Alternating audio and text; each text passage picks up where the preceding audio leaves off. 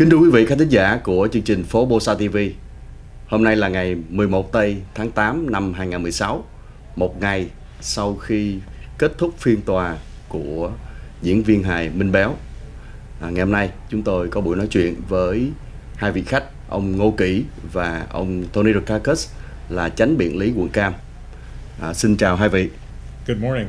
It's a real pleasure to be here with you to do this show. Thank you. Chào Ngô Lăng.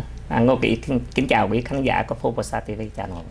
Ông Ngô Kỷ, ông có thể cho biết là vì sao ông có cái quan tâm và mong muốn đưa ông Tony Rackauckas tới nói chuyện với mọi người từ ngay lần đầu cũng như là lần này trên chương trình PhoBolsaTV, thưa ông?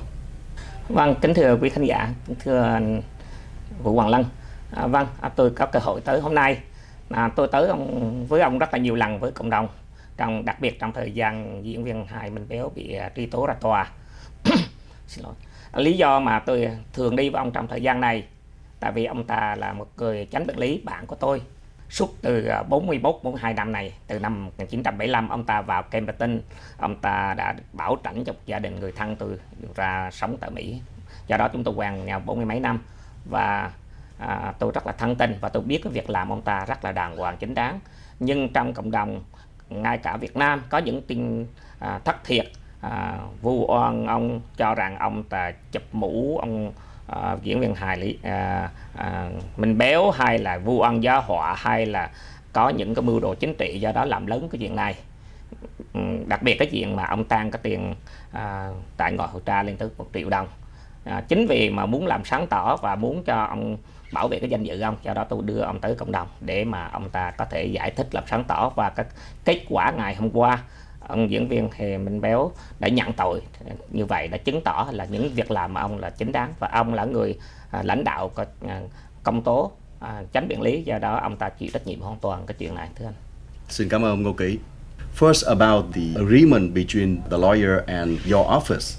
Can you tell us that agreement originated from your office or from the lawyer, which come down to 18-month sentence? Oh, we never originate those offers. What we do from my office is we file the charges and then we start preparing for trial, and so then the defense will oftentimes, well, most of the time, the defense will look at it. They'll look at the evidence and make a decision as to whether they want to go to trial and try to be found not guilty or try to work something out. And so the defense raised that, and they didn't start out by asking for 18 months, but we, after some discussions and our discussing it, we basically said, well, we would not be able to accept less than a state prison sentence, and the minimum prison sentence here is 18 months. And given his conduct and all the things that happened, that's appropriate under the circumstances, so we agreed to it. If 18 months wasn't originally requested by the lawyer side, what was it? Oh, you know what? It would really not be fair to discuss the all of the circumstances of the coming to reach an agreement, because we like to encourage counsel to talk to us, to reach these kinds of agreements. So I think I just tell you that in general, attorneys don't usually come to the district attorney and say, I'd like to send my client to prison. Usually it starts with something quite different than that, like, would you please dismiss this case? So so there's a lot of discussion. There's a lot of discussion in between. The third charge were dismissed. Was this only because part of the deal, or any other reason why it got discharged? Well, it's part of the agreement that he would plead to the 2 charges, but that charge would not bring any additional punishment. So if we went to trial and he was convicted of all 3 counts, there wouldn't be additional punishment on the third count. So, when we're preparing for trial, we usually file all the charges that we can, so that as we go to trial, a jury might find somebody not guilty of one but guilty of another. So we put it all in there, but it wouldn't bring any additional punishment. So it was appropriate to dismiss the third count. Some people from our audience have the concern that the 18-month sentence is too light. How is it compared to the other similar cases? I think it's a fair sentence. I think that under the circumstances here, the kind of things that we consider are there wasn't any force. There wasn't a gun. There wasn't nobody got beat up. Nobody got physically injured. It was this was done more by trickery and alluring, kind of getting him into a small room and kind of luring him into this situation. So under the circumstances, it's pretty fair. I think that that's pretty much what another person would get for that same conduct if he was not if it wasn't Minh Béo. If it was just somebody else off the street, that's about right. So the fact that he is a celebrity or he is a Vietnamese from Vietnam doesn't affect the sentence? No, that doesn't play a part in the sentence. Our thinking, what we think is, in our professional judgment, if he went to trial and if he's convicted, and the judge considers all of the aggravating circumstances and all of the circumstances that tend to be in his favor, what would he get? And we think that it'd be around that sentence, around 18 months. I have learned that some people will not be serving the whole sentence. In this case, Mr. Hong will stay behind the bar for the whole 18 months, or he will be released earlier than that, and what factor will get to it? When somebody gets a state prison sentence under state law, they are entitled to get credits for time that they work and for time that they're good. It's referred to as work time and good time. So they get time off for that to give them an incentive or to encourage them to be good and to do the things that they're supposed to do when they're in custody. So you can get as much as half the time off by being good and by doing the things that you're told to do, good time and work time. So for an 18-month sentence, if you do all of the things, if you behave, you do all the things that you're supposed to do, you can get 9 months off. You mean up to half of the time? Up to half of the time. Why the sentencing is set on December 16? Is it indicate any time that he will be released right there? Well, he wants to do as much time as he can in the county jail and not in the state prison. I think he wants to do as little time as he can in state prison because he probably considers state prison to be a more dangerous place. I don't necessarily agree with that. In state prison, they are required to look out for his safety, but there are more serious criminals in state prison. And so if he does more time in the county jail, then he'll get credit for all that time. So the more time he does in the county, the less time he does in state prison. So he wants to spend as much time as he can locally in the county. How the deportation work in this case? When he finishes his sentence, then what we do is we turn him over. He's turned over to the federal government, and the immigration authorities decide about the deportation. Now, in this case, clearly he'll be deported because he's committed a crime while he was here, and so the rule is you get deported. So that should be done within a short time of him completing his sentence. I imagine he would stay in custody until they determine the deportation. Regarding the evidence, now that the case will not be going to prelim, then the evidence will never be showing to the public? Well, that's correct. Actually, the victim doesn't have to testify. The defendant has entered a guilty plea. He's admitted all of the facts and circumstances about the crime. So there's not a need to have a hearing. Now that it's done, can you describe some detail regarding the evidence, especially the one with the text between the defendant and the undercover cop? Well, I think that it's been described beyond the facts that he's admitted to.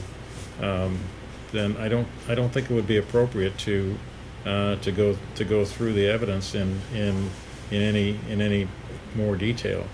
I mean, I think it's clear that he violated a young boy, and that he attempted to have a meeting with somebody else who he believed was 14 years old, and he said in the conversations that he had with the undercover police officer and with the victim, who was a young boy, that he intended to do the same thing, and have some more sexual conduct with a younger boy. So I think that's about as much detail as it would be appropriate to say. Is there any piece of evidence dismissed during the process? No, the evidence is all intact. The evidence is all together. Nothing dismissed or left out. Regarding the restitution and damages of the victim, how will it be reimbursed? Well, restitution is always a part of the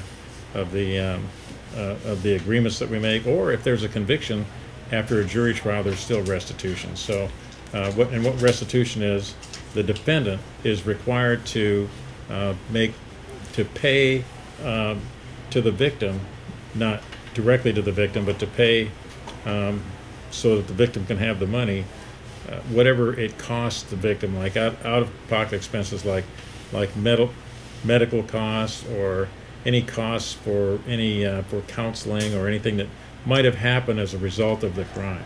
And so the defendant is required to pay restitution.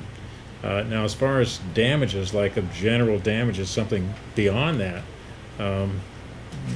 pain and suffering or mental anguish and things like that, that we don't do that. We are restricted to out-of-pocket expenses. But a victim in one of these cases can always bring their own lawsuit against the defendant to get a judgment for those kind of damages, including punitive damages, like a larger amount to punish the defendant. That would be a civil case. It would be a separate case if the victim decided to bring it. I don't think that's going to happen here. I think that this victim wants to have a low profile. He doesn't want to be outed in public and that sort of thing. And if he chooses to do so, they will be pursuing that with the civil lawyer, not with your office. That's correct. That would be another attorney. It would be a private attorney, and our office would not be involved in it. But I don't expect that to happen here. I just think that this victim, I think, wants to be quiet. He just wants this whole thing to go away now. He's happy he's not having to testify in court. What will be happening with the case right now? Is it totally closed, or what people expecting to the next future? Well, the case is over, except for sentencing, and that's continued until December 16th. And on that day, the judge will give the final sentence. But that's already determined. In other words, the judge, when he went through this agreement, agreed that the sentence would be 18 months. So on December 16th, the defendant will get the 18-month sentence, and that'll be, from our point of view, that'll be the end of it. Thank you very much for coming here and answer all the questions. Before we end it here, can you talk to our audience who, even in here or in Vietnam or everywhere else, Sure. really concerned, really pay attention to this case? Sure, sure. I think that what I'd like the people to know, and the message that I would like them to have is that Orange County is a wonderful place to be. People, I want people to feel comfortable to come to Orange County to as tourists or as business people or educators or for whatever the reason is to enjoy themselves and to enjoy our hospitality.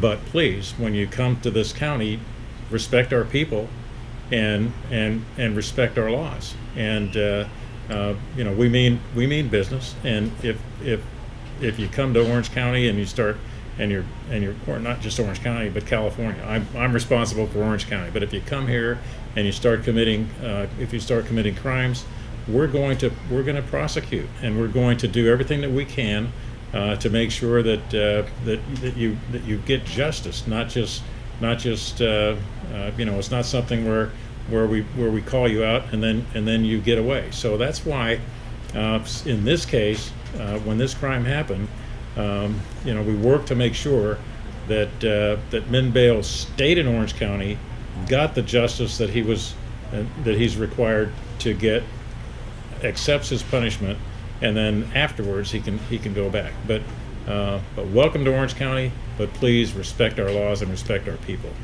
Thank you. Xin mời ông Ngô Kỵ cho một vài lời cuối trước khi chúng ta đóng lại chương trình, thưa ông. Vâng, thưa quý vị, tại Hoa Kỳ này không ai sống trên luật pháp cả, above the law được.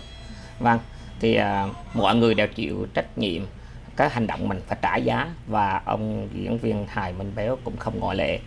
Tôi không phải nhà luật pháp, chính vì vậy mà tôi đã đưa ông Chánh Biện Lý Tony Rackauckas đi thưa chuyện cùng đồng hương đồng bào trong nước và mọi nơi, tại vì ông ta là người có thẩm quyền cao cấp nhất để nói về cái case này. Vâng, thì tôi không phải nhà đạo đức học, do đó tôi không có tư cách đi ném đá ai cả. Cái điều tôi muốn nói đây là một cái tin buồn như vậy tôi cũng xót xa, đặc biệt là người Việt Nam với nhau. Tuy nhiên cái chuyện gì đến phải đến, và tôi chỉ cầu mong là diễn viên hài Minh Béo được mạnh khỏe và cố chu toàn những bổn phận mà cần phải làm và trong nhà tù, và ông được bình an để rồi sớm được ra khỏi nhà tù và có cơ hội trở về với gia đình, với những khán thính giả yêu mến của ông và thần hữu của ông. Đó là lời của tôi, thưa ông. Xin cảm ơn ông. Thank you very much again, and I hope to see you again when there are more questions coming up regarding Absolutely. this case and other cases. Thank you. Consider me available for that. Thank you. Thank you. All right. Thank you, thưa ông. Hey, my pleasure. Thank you.